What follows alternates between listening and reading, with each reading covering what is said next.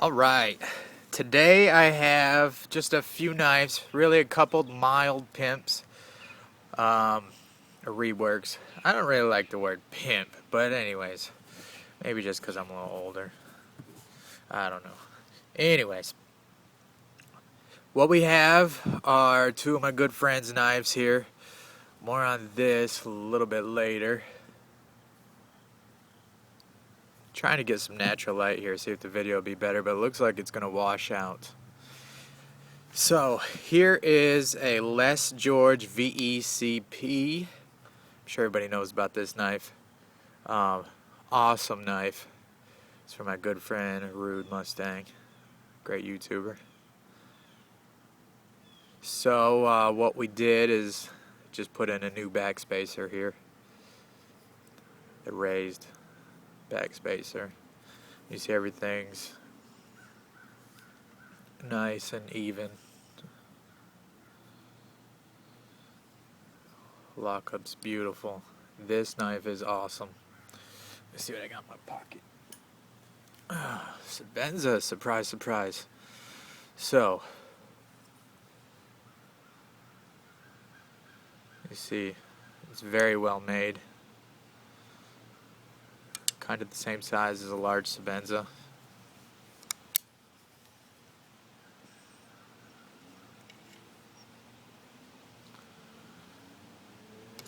Anyways, beautiful knife. I'm gonna have to pick one up sometime. Just awesome. So I stonewashed the blade. I can do that. Just do like a regular stonewash. This light, I don't like this daylight.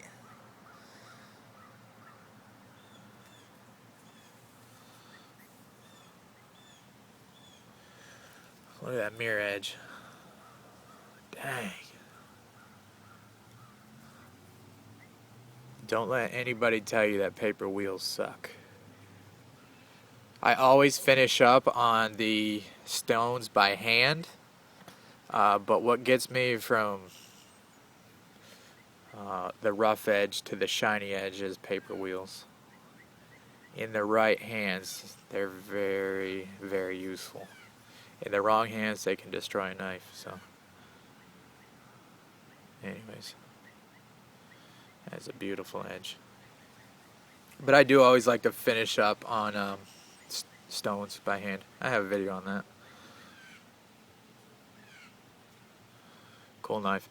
I think it's nicely done. It still looks like something that he may have produced, but just with a little bit of twist, you know? That little bit of orange pops out. Yeah, the regular spacer. I think I actually have it in my pocket. I do. The regular spacer was flush in here. So he just wanted it poking out a little bit. And with the pattern like that on there.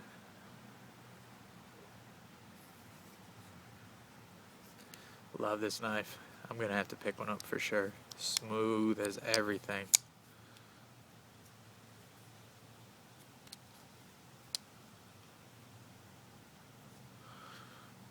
Awesome. Alright, let's move on here to my good friend Trader Joe. And he wanted to rework his Para 2 a little bit. He liked the factory G10 on here, and I don't blame him. It's nicely done. But what you can see is put the antique stonewash on the blade and the clip here. Also rounded the spine. And he wanted the front nose bull nosed a little bit just to reinforce the tip. So I did that without taking away much cutting edge at all. So it's still very sharp, but it's a little bit stronger than the needle point. There's a little bit more meat behind there. So maybe you can see how it's clipped just a little bit, but also I rounded it. And here's the thing I always like to show. how nice and even everything is when you round the spine, when I round it. I always try to leave as much meat as possible up here. These spider coats, sometimes there's no choice. If you're going to round it, it gets a little bit thin, but this had plenty of metal here to work with. Makes it feel so much better on the hand when you come up like this. Much like my beloved Sebenza. When you come up here, it's just super comfortable. I was going to say comfy. Super comfy.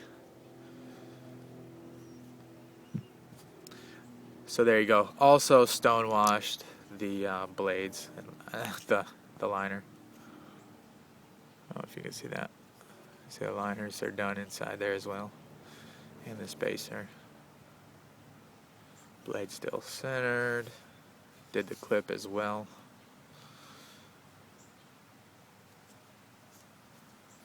Nice knife. It's still smooth. You see that?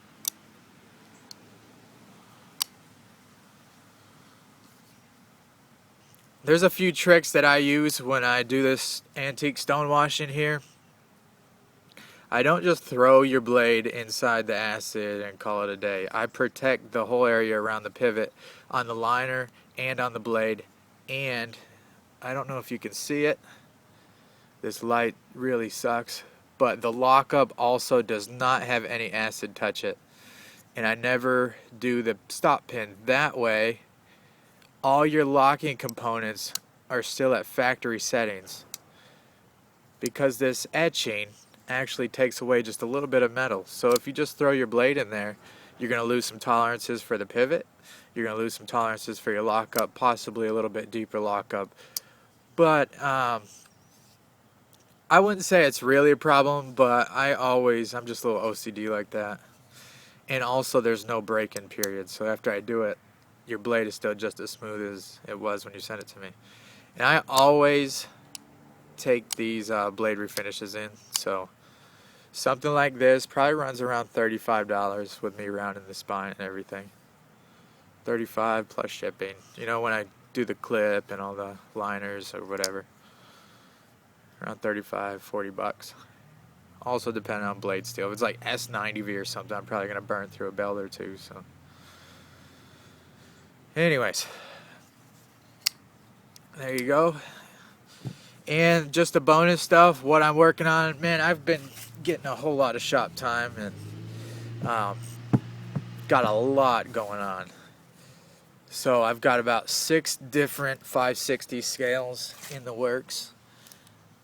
If anybody wants to buy this ahead of time, let's just go $50. This is black and green, just with the Anzo texture. Putting in a G10 order pretty quick here.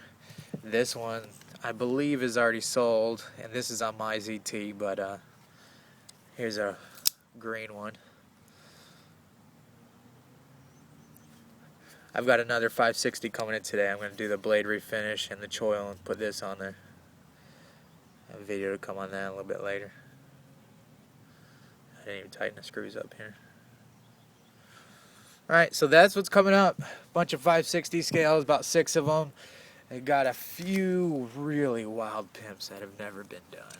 So, watch out for those.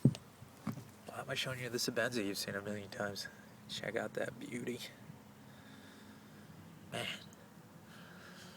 Talking with Rudy the other day, and these mid-techs are really stepping up their game and making it hard for me to think about buying another Sebenza when something like this is on the market. I don't know. Not hating on the Sebenza, I'm just not a big fan of what they've done to it, taking out the bushing and stuff. Whatever, that'll be another video. Thanks a lot, guys. See ya.